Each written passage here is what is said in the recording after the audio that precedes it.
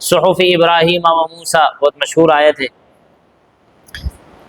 اور مزید یہ بھی کہ اگر ہم انذار یعنی ڈرانے کا جو پہلو ہے اس کا نقطہ عروج ہے اس صورت کے اندر، ڈرانے کا پہلو، مثال کے طور پر کسی آدمی کو اس لیے نہ ڈرایا جائے کہ وہ ڈر جائے اپنے آپ میں اور وہ کچھ کر ہی نہ سکے، بلکہ کسی کو اس اعتبار سے ڈرایا جائے کہ بھائی اگر آپ نے یہ کام نہ کیا تو آپ نقصان اٹھائیں گے اور اپنا فائدہ سارا چھوڑ جائیں گے، یہ اس اعتبار سے ڈرانا ہے۔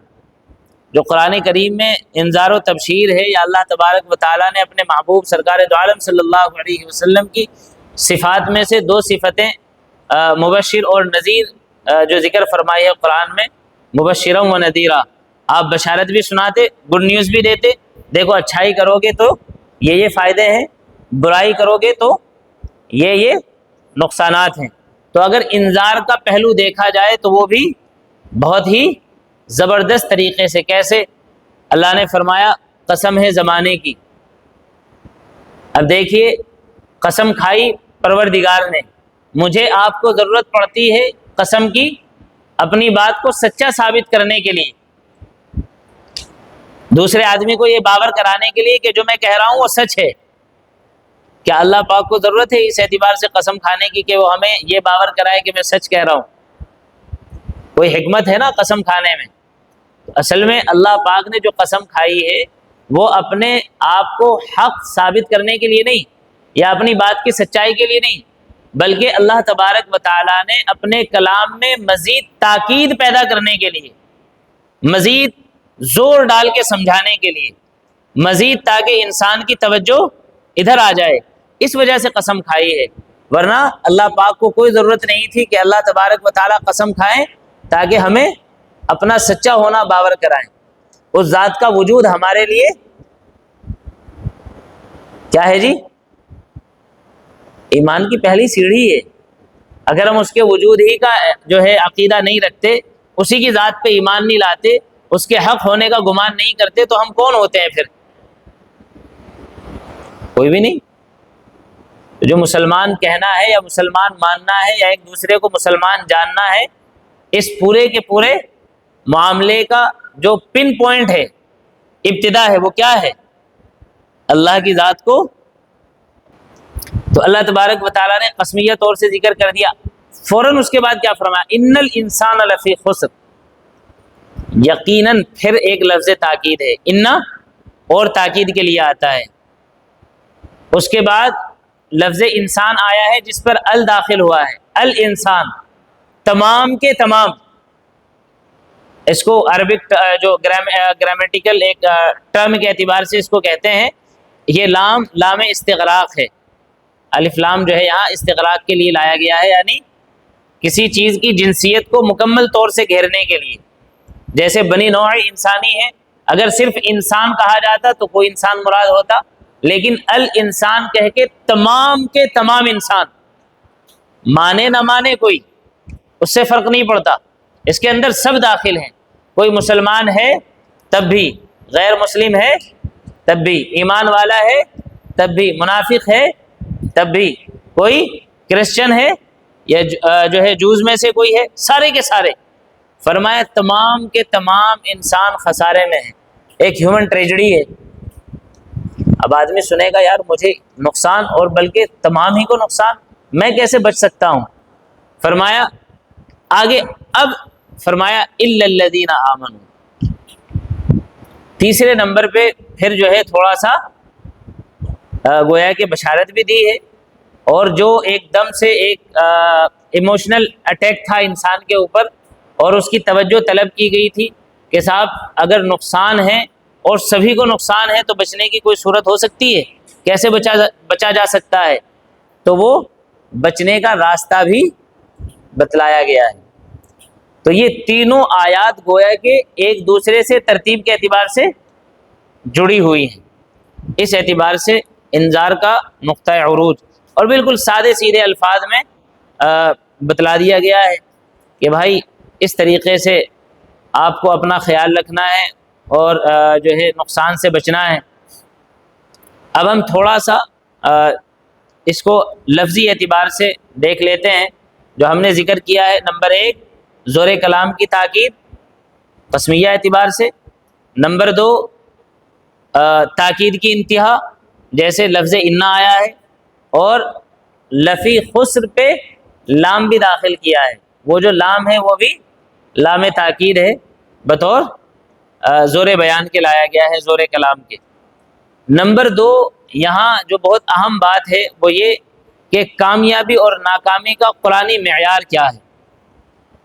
دیکھیں ہم اور آپ کامیابی اور ناکامی کا معیار اپنے حساب سے طے کرتے ہیں.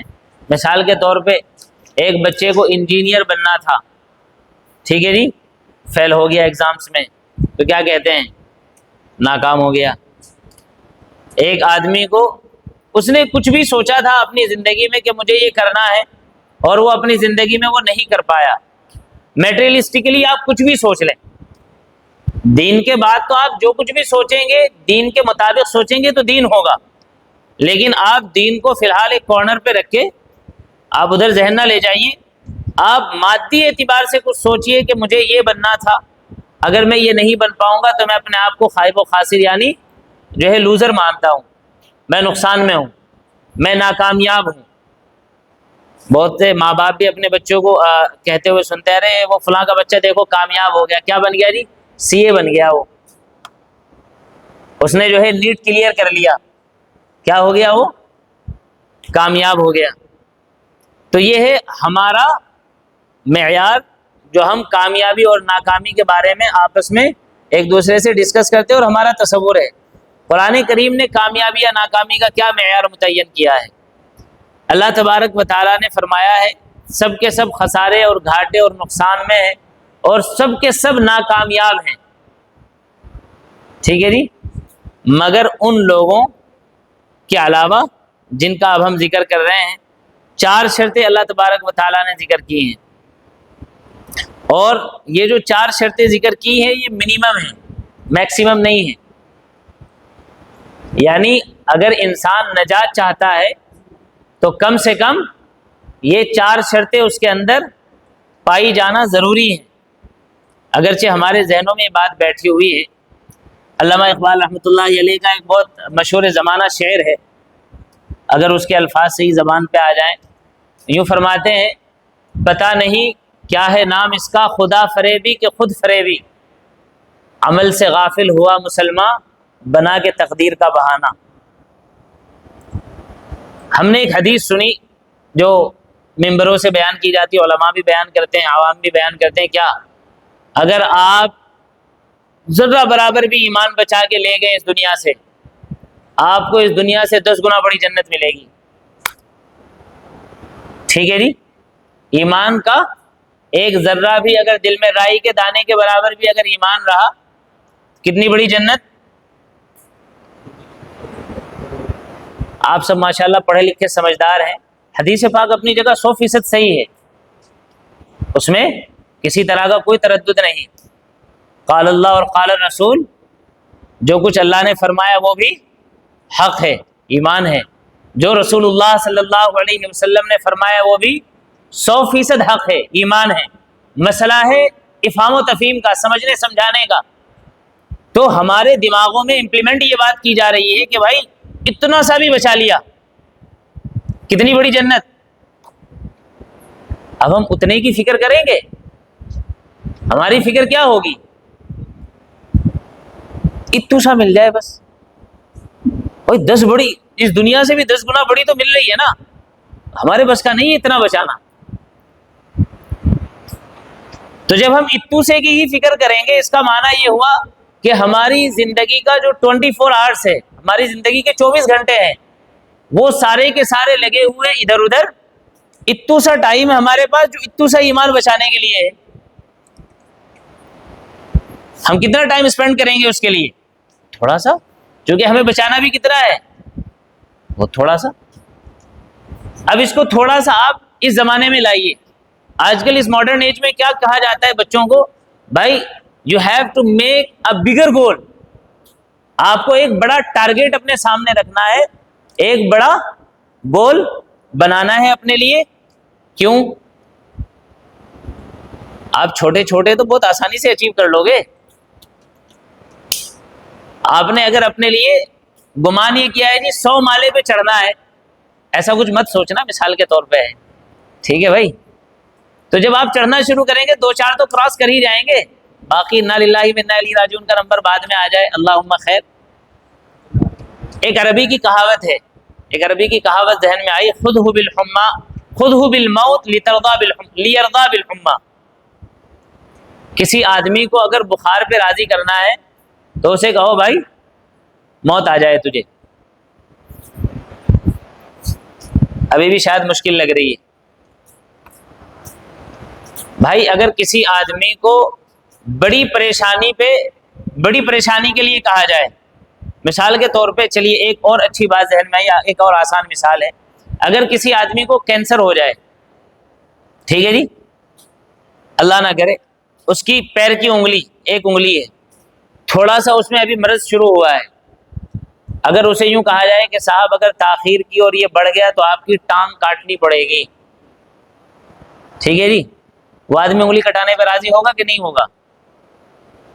اس کی زبان سے فوراً آپ کے بعد جواب کیا آئے گا؟ بھائی صاحب جلدی کریں، بسم اللہ الرحمن الرحیم. ٹانگ نہیں جانے دینی بھائی، کیا کر لو آپ. یعنی بڑے نقصان سے بچنے کے لیے چھوٹا سا نقصان مجھے قبول ہے، منظور ہے. لیکن اگر ایک ٹھیک ٹھاک آدمی کو آپ کہو جی آپ کی انگلی کاٹنی ہے، چماٹ پڑیں گے، کاٹنے دے گا آپ کو انگلی؟ چونکہ وہاں بڑے نقصان سے بچنے کے لیے اس نے اجازت دی تھی، یہاں آپ اس کا نقصان کرنا چاہ رہے ہیں. تو یہ ہے کہ ہم نے اپنے ذہنوں میں وہ چھوٹا سا ایک تصور بنا لیا ہے، اس کے علاوہ ہم 99% گویا کہ اپنے آپ کو انڈیپینڈنٹ محسوس کرتے ہیں، ہم آزاد ہیں اور جو چاہے کریں، کوئی بات نہیں، تھوڑا سا بچ جائے گا کام تو بن ہی جائے گا. ایسا ہرگز نہیں ہے. کیوں نہیں ہے؟ اس کی وجہ یہ ہے پریکٹیکلی آپ دیکھیں، ہم پورا ماحول ہمارا انتہائی گندا ہو، 5 منٹ ہم اس میں سے نکالیں اچھے ماحول کے لیے، آپ بتائیے کہ پورا ماحول اس کو 5 منٹ کو متاثر کرے گا کہ نہیں کرے گا؟ ہے جی، بہت ریئر کیسز ایسے ہوں گے کہ 5 منٹ ان 23 گھنٹے 55 منٹ پہ بازی لے جائیں گے، اور ہوتا بھی ہے ایسا.